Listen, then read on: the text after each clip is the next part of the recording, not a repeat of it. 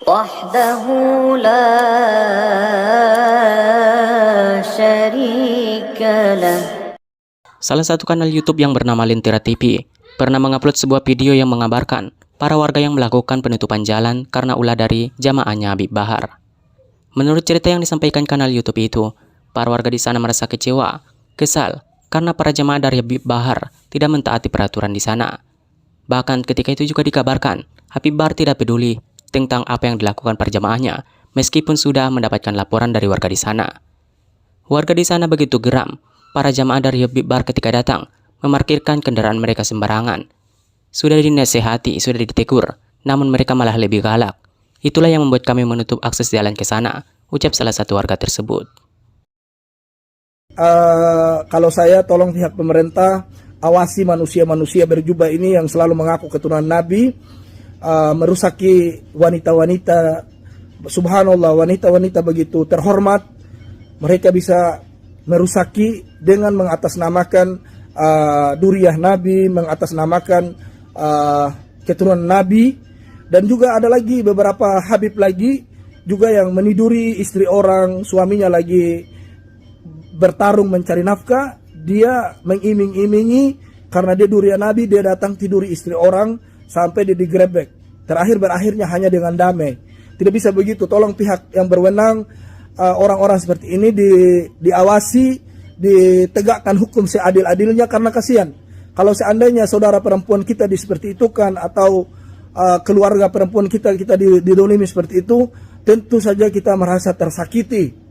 Apalagi wanita-wanita muslimah, kita harus menjaga kehormatan, harga diri mereka. Itulah yang diajarkan oleh Nabi kita sallallahu alaihi wasallam.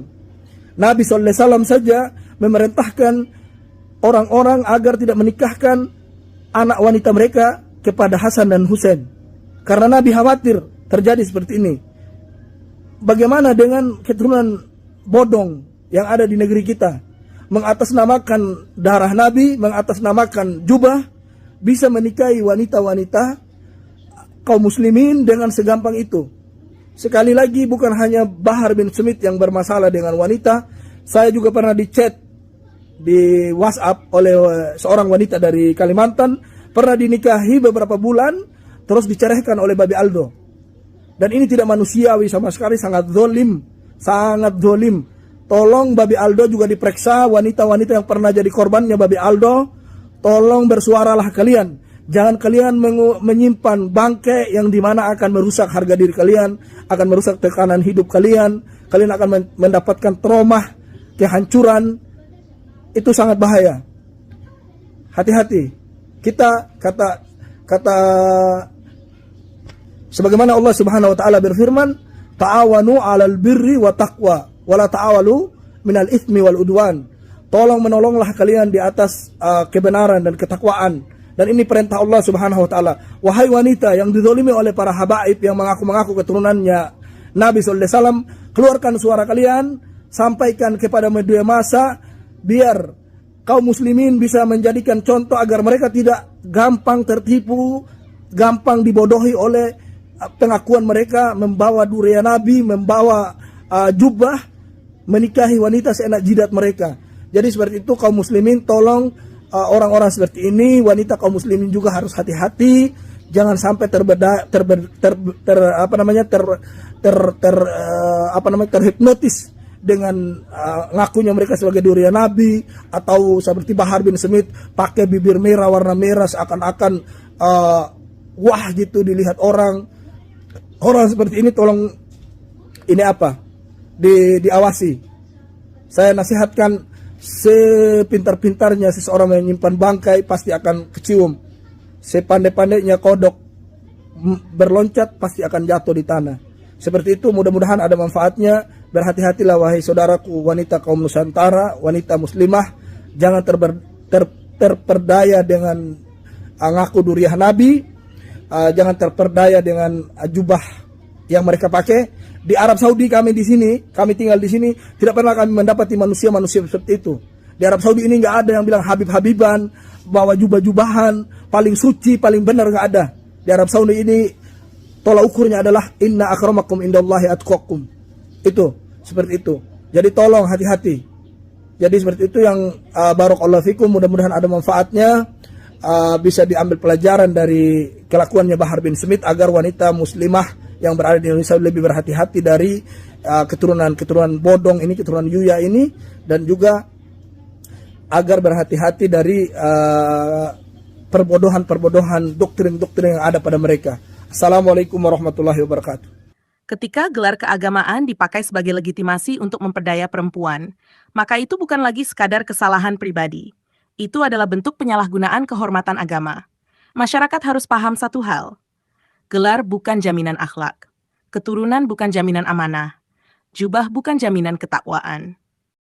Dan Rasulullah telah mengingatkan, sebaik-baik kalian adalah yang paling baik kepada keluarganya.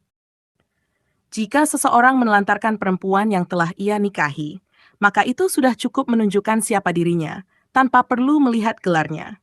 Fenomena yang ramai diperbincangkan publik, termasuk kasus-kasus yang disandingkan oleh warganet antara tokoh-tokoh tertentu, menjadi peringatan keras. Jangan mudah terpesona oleh gelar. Pastikan akhlak. Pastikan tanggung jawab.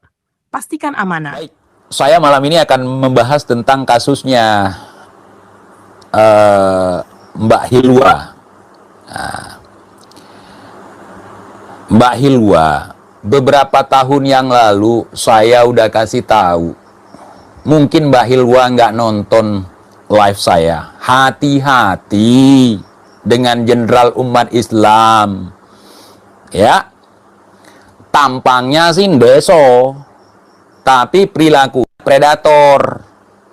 Gitu. Terlepas dari apapun itu, saya dalam hal ini tidak melihat Mbak Hilwa ini sebagai pelakor, enggak. Karena enggak datang ujub-ujub merampas jenderal bibir merah atau jenderal bencong, enggak. Dan juga saya memahami kesedihan yang dirasakan oleh Kak Lun sebagai istrinya yang sering dipublikasi. Sabar ya Kak Lun. Saya tahu bagaimana rasanya dipoligami, bahkan dikhianati berkali-kali. Saya paham Kak Lun, paham. Jadi ketika saya membahas si Jenderal Bencong ini, makanya jangan marah kepada KKTIJ. KKTIJ ingin membantu dengan setulus hati tanpa iming-iming fulus. KKTJ nggak pernah jualan jigong untuk mendapatkan uang. Setelah uang didapat, nebar pesona kemana-mana. Itu bukan KKTJ. Ya, tidak. KKTJ tidak seperti itu. Makanya, bagi laki-laki yang mau berpoligami, mikir, ente sanggup nggak untuk minta izin? Jangan main belakang, jangan main nyelonong aja. Jangan mikirin enaknya, tetapi dampaknya juga. Masa mau enak nggak mau anak, mau enak nggak mau anak. Saudara, ini tidak bisa dibiarkan, saudara. Kira-kira kakak Bahar jahat tidak? Jahat tidak? Jahat, saudara. Ya, ini sangat bahaya. Mengaku-ngaku sebagai jenderal umat Islam, mengaku-ngaku sebagai ulama, mengaku sebagai abuya, mengaku sebagai orang yang mewarisi akhlak dan jasad Nabi, mengaku sebagai orang yang mewarisi darah Nabi dalam tubuhnya. Tetapi mereka pada dasarnya adalah predator, saudara. Berdasarkan apa? Saya lihat dari curhatan Mbak Hilwa, Kakak Hilwa. Ya. Mohon untuk para istri pertama malam ini buang ego kalian. Jangan nyebut ini pelakor apalah, jangan. Jangan begitu. Saya juga pelaku poligami, tetapi saya tidak nyakitin.